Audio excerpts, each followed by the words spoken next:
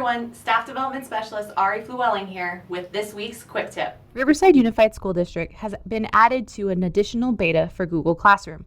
This beta is all around Rubrics.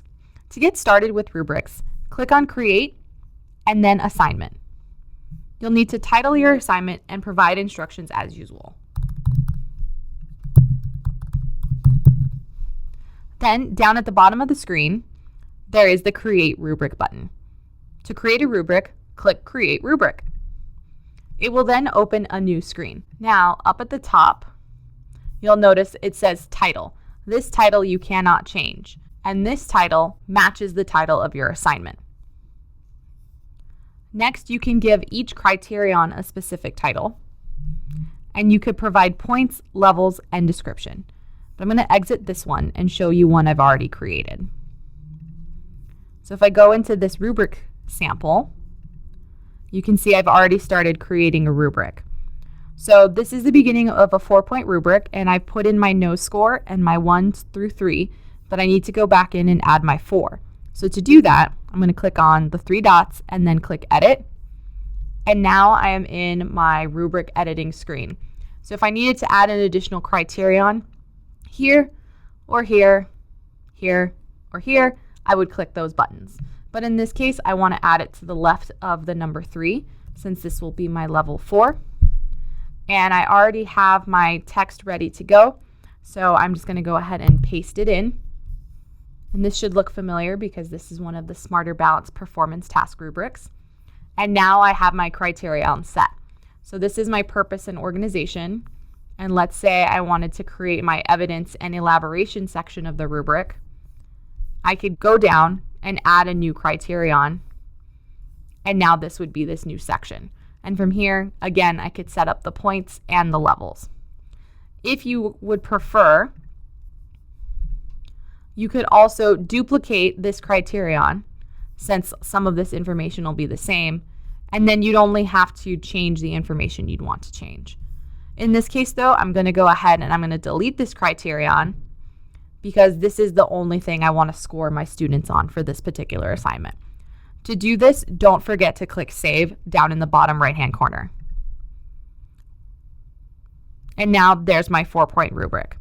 And as you can see, this assignment is currently a draft, so I'm going to go in and edit the assignment and actually assign it to my students so you can see what this looks like when the students go to turn in their work. We're now in the student view of Google Classroom. So I'm going to go into this class. And as you can see, there is an announcement on the stream saying that this assignment was posted, or of course, I could go to classwork.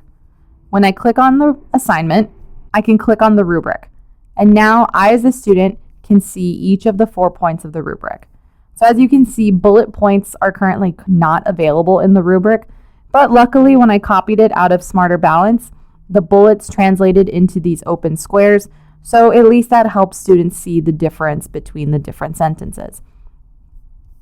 So now that I've seen the rubric,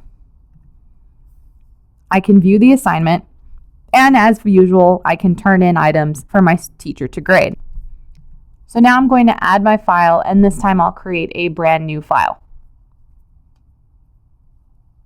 And even though there's nothing on that file currently, I'm going to go ahead and just turn it in just for the sake of demonstration. So again, student has to confirm the work to be turned in. And next we'll go back to teacher mode so you can see how to grade it. Now that we're back in teacher mode, let's click on an assignment and see how you grade using a rubric. So I'll click on my turned in, and I'll start with this one assignment. To begin the grading process, I'm going to click on the grading option on the right-hand side of the screen. Again, here is my box where I can put the overall grade, and now here's the rubric.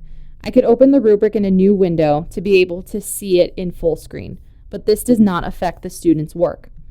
To affect the student's work and grade, click on the drop-down next to the specific criteria, and then you would select what you believe the student should score.